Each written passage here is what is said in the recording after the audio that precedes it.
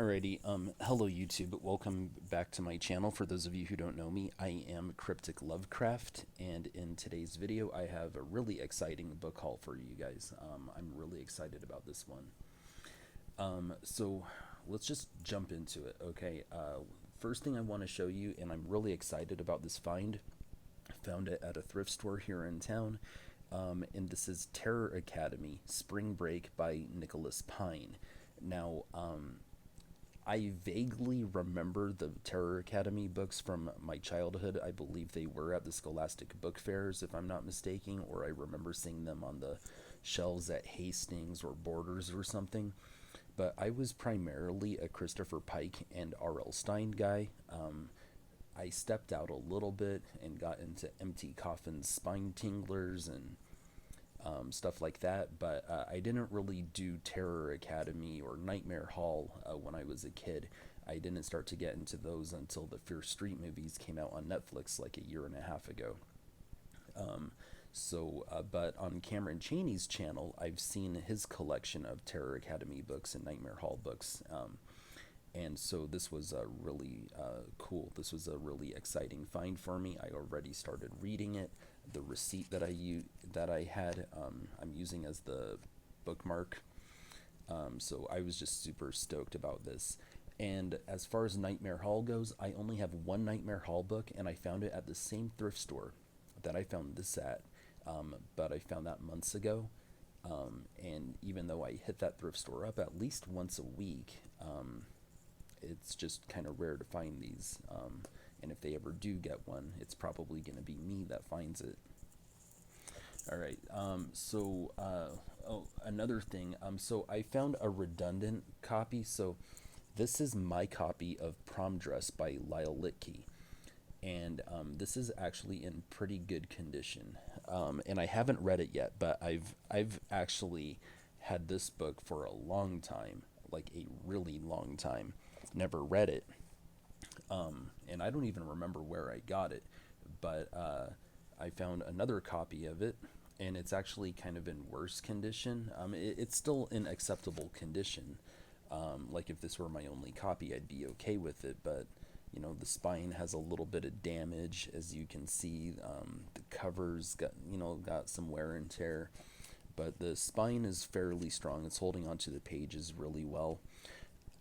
So I feel like I should finally read this book, and this copy that I found recently, this will be my reading copy.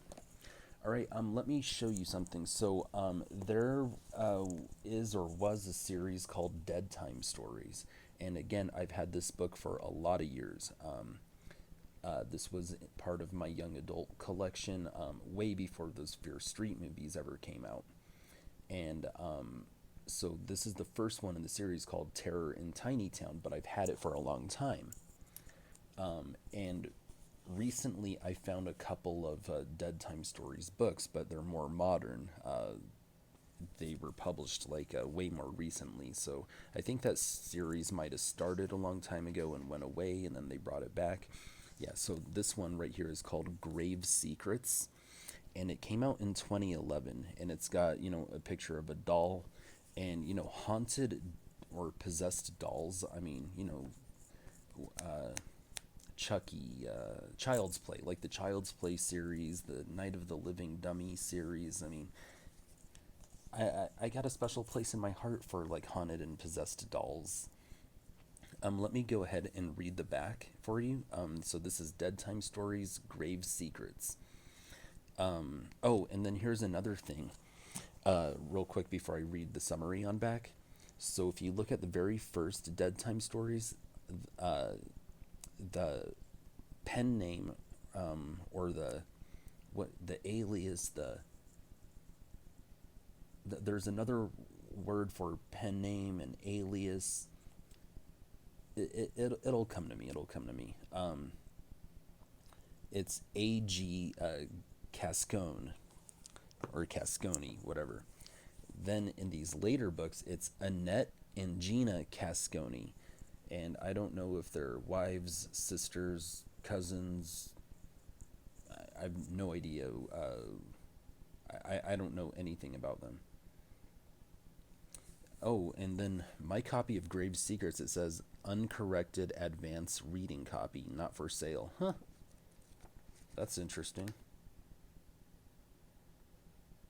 Okay, well, let's go ahead and read the summary. Amanda Peterson has a pet cemetery in her backyard. It's where she's buried all her family's dear departed pets, like Ralphie the hamster, Herman the goldfish, and Snitch the canary. But when Amanda and her friends set out to bury a dead squirrel, they accidentally dig up a grave that's already occupied and not by a pet. The scary old lady who lives next door has a lot of buried secrets, and she'll do anything to keep them that way. Okay, Annette and Gina Cascone, the Twisted Sisters, metal reference, love it, have written more than 28 books and 2 movies, including the successful Dead Time Stories, which are being filmed as a live action feature series for release in fall 2011. The sisters live in central New Jersey. Okay, I'm going to have to look into that. I'm going to have to look into that.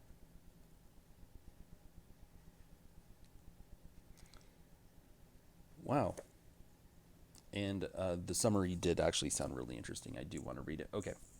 So then I found this one. This one is called Dead Time Stories Invasion of the Appleheads. Okay. And just for fun, let's go ahead and see what year this came out. 2012. Okay. So let's read the summary on back.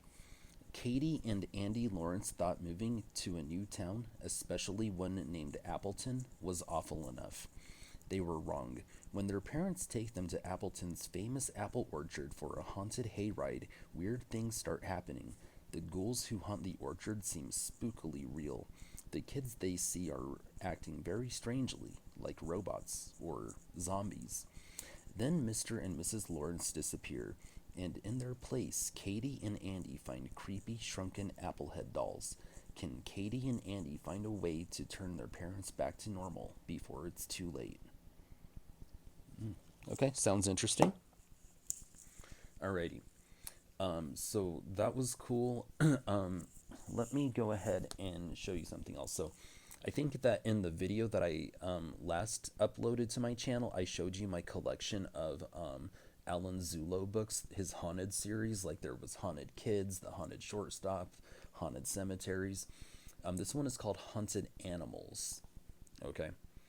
And let me just go ahead and read the back real quick. A ghostly cat comforts its former owner. A mistreated bulldog returns to haunt its master.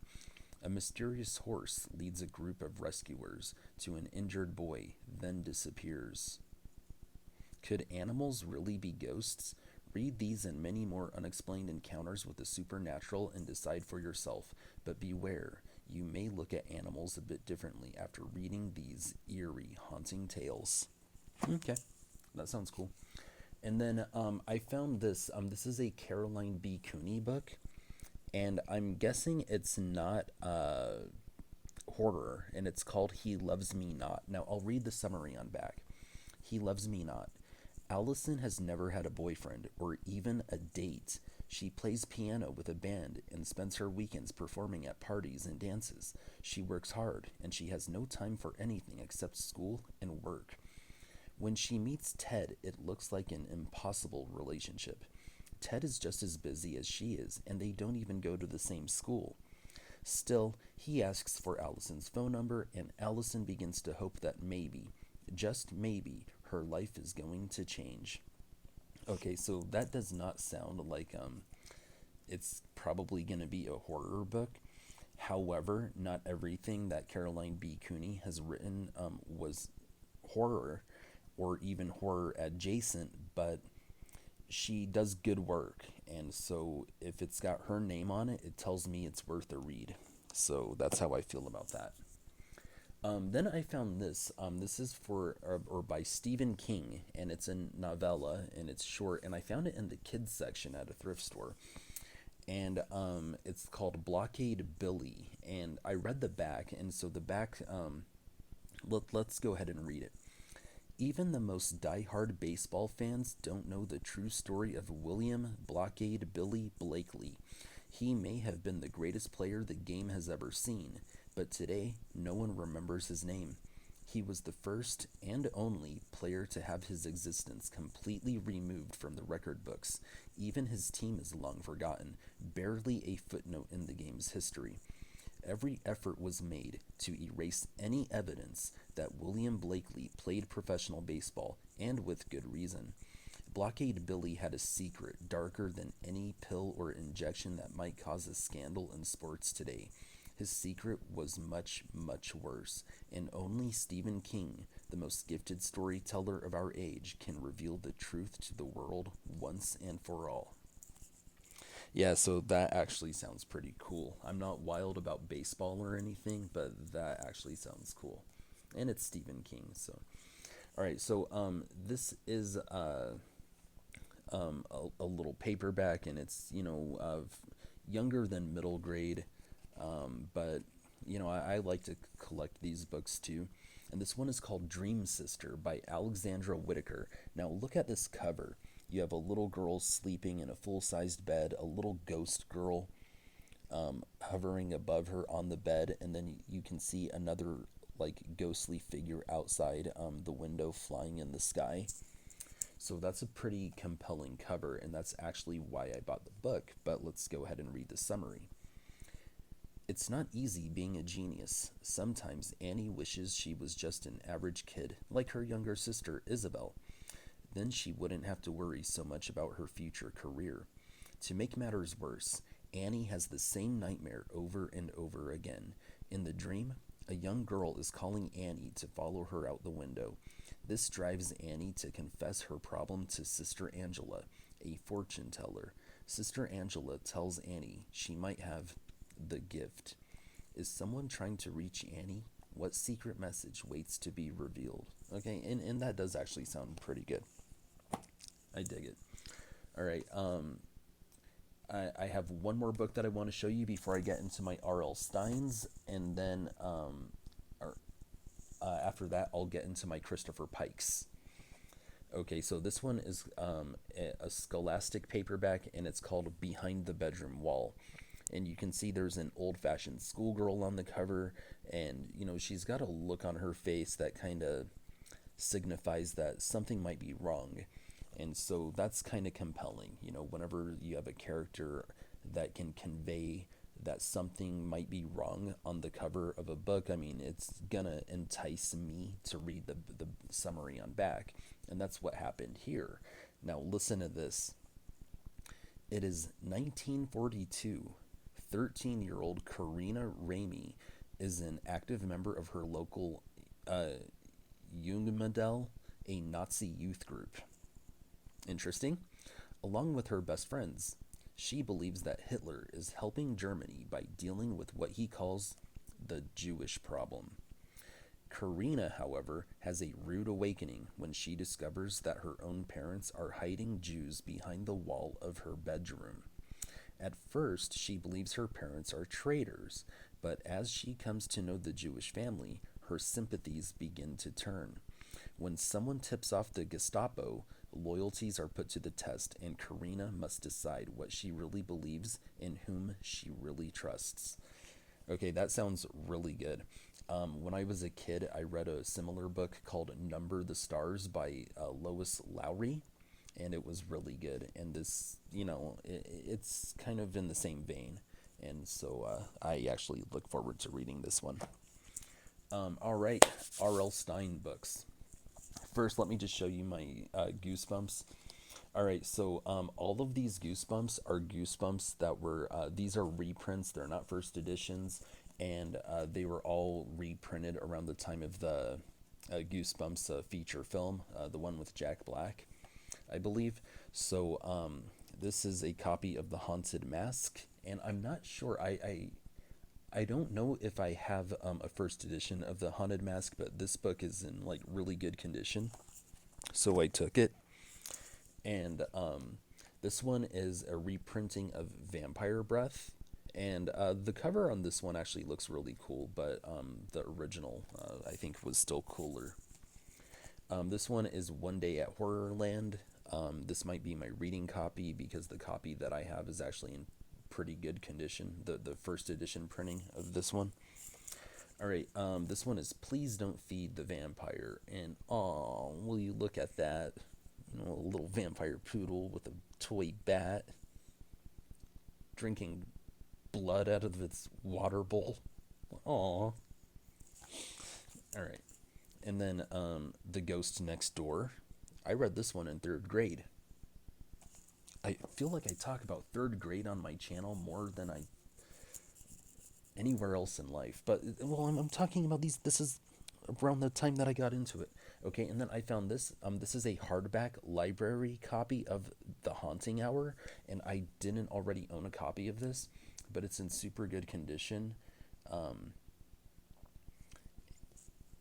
uh, the only telltale sign that it has is that it has the library card thing on the back, and it looks like it's only been checked out 3 times between 2009 and 2010.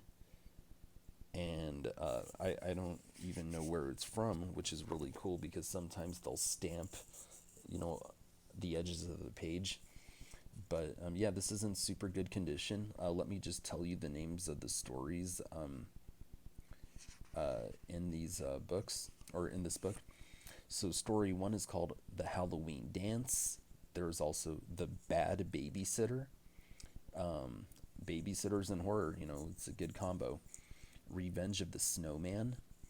How to Bargain with a Dragon. That should be interesting. The Mummy's Dream.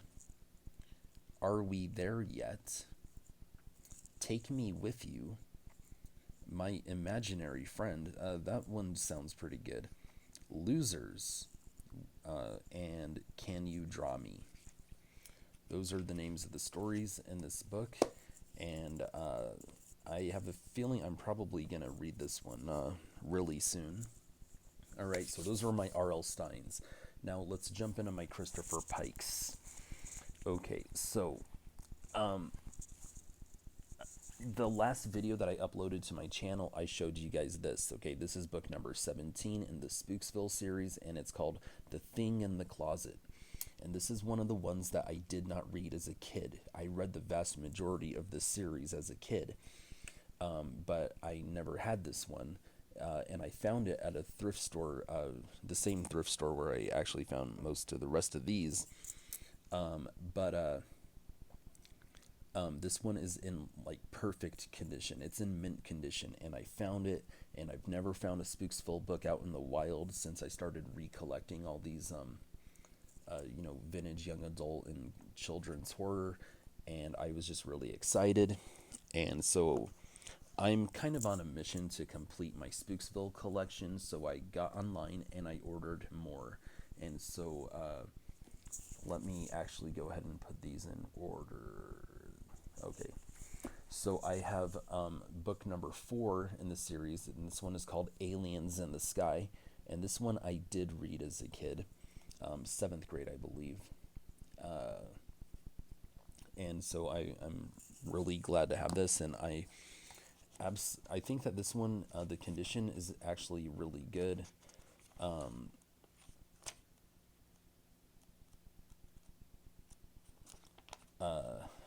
Except, will you look at that? 2 pages are damaged, and the seller that I bought it from online didn't tell me that. So I'm gonna, I don't know. I don't know what I'm gonna do, but that sucks. All right. Then I got book number 7 in the series, and then this one is called The Dark Corner. And I did read this one as a kid as well. I definitely read most of the early ones. Yeah. And so I, again, just super stoked to own it. Okay, and then I got this one, book number 8, The Little People. Okay, and I think I might have read this one.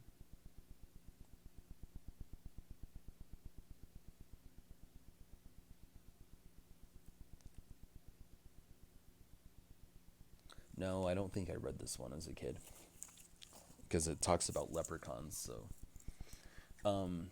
I got this one, book number 10 in the series, The Wicked Cat. and that's a pretty cool looking cover. Uh, I did read this one as a kid too. I also believe in either seventh or eighth grade. I think the last Spooksville book I read was like in ninth grade. Okay, and then I have this one, book number 11, The Deadly Past. Uh, and yeah, so this one is about dinosaurs being in Spooksville, and I did read this one as a kid as well. Okay, so those are my Spooksville books. I have one more Christopher Pike book for you, and it's actually an adult horror novel. I don't know if it's horror or if it's psycho thriller suspense, but it's called Falling, and he actually got some good endorsements. This is actually a library copy. There's a stamp on the side that says discard, which the thought of this going in the trash just absolutely makes me feel depressed. I mean, you guys know how much I love Christopher Pike, so um, yeah, so I think that I have all of his adult books now. There's actually a bibliography on here. So the cold one, I have it. Oh, oh, oh. I actually have one more book that I need to grab. Sorry. So after this one more. The cold one, Sati, the Season of Passage, the Blind Mirror, and the Listeners. I have all of them with this. So let me go ahead and read the summary to you. Love hurts. FBI agent Kelly Feynman knows this is true. While she is recovering from an attack by a serial killer called the Acid Man, her husband leaves her. Physically and emotionally scarred by the murderer, Kelly feels she will never be the same. She is cut off not only from her husband and child, but also from her fellow FBI agents, who see her as a rogue for going after the Acid Man alone. Love is hell. Matt Connor knows this is true. His love for his girlfriend Amy is so intense that he feels he is in heaven when he is with her. When Amy leaves him for another man, Matt is shattered. In agony, he plans a diabolical scheme that first calls for him to disappear from the face of the earth. His revenge will make Amy wish she had never been born. Love can heal. Matt's act of vengeance puts him in charge of Amy's infant son. He discovers a soothing warmth in Jimmy's eyes that makes him wonder if Amy's betrayal truly merited wrecking the child's life. Yet Matt's heart cannot be made whole until he has won Amy back. Kelly cannot be made whole until she understands the depth of evil that lurks behind the Acid Man. Ironically, to rid herself and the world of her nemesis, she must seek out Matt Connor, a wanted man she has been ordered to bring to justice. So that sounds pretty good, and I'm sure Christopher Pike did a wonderful job. Spoiler alert, haven't even read it. I'm sure Christopher Pike did a wonderful job. Like I said, there's one more book. Please give me a moment to go get it. My bookshelf is just right there. One sec.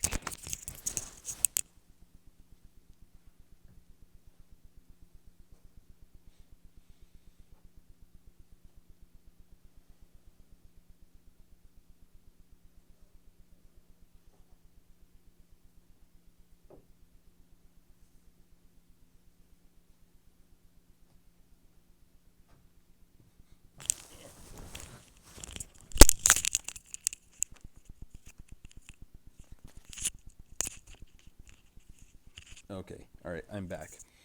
All right, so um, I showed you guys this book a long time ago. It might have been in that one video where I showed my entire Christopher Pike collection. But this was not the copy that I had read in my early 20s. This was the copy that I had read, and I just ordered it online. And, there's a lot of. I skimmed through this book, and there was a lot of nostalgia and stuff, but I distinctly, I vividly remember that there was a cookie recipe, and I wanted to share it with you guys. So this book is about a young blonde woman, and she basically tells people that she's Jesus, and she actually changes their lives. And she served cookies at a meeting, told one of the characters that these cookies, he should have one, they'll change your life. And at some point, she gave him the recipe, and then he started a business, spoiler alert, selling these cookies, and he got really successful selling those cookies. And I vividly remember there being a page where the recipe was on the page, and I wanted to I wanted to share the recipe with you guys, and I wanted to try to make them myself, but I can't find it. And it was this cover. I remember buying it from Hastings in my early 20s, and I read this book. And I didn't like it at the time because I didn't like. I was a Christian at the time, and I didn't like portraying Jesus as a woman, because that's, I mean, if you're deeply involved in the Christian faith, you see that as blasphemous. But I'm not religious anymore, so I would read this book now through a different lens, and I still want to try the cookie recipe. I'm gonna have to reread it. Maybe she tells him the recipe in a dialogue, and I'll have to just find the page. But I don't know. That was sad.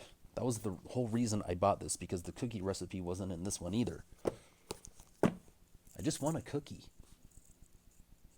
Is that too much to ask? All right, well, hey guys, this video is getting long. Sorry about that, but I hope you guys had just as much fun as I did. Thank you for watching. Take care, okay? Horns up. Peace out.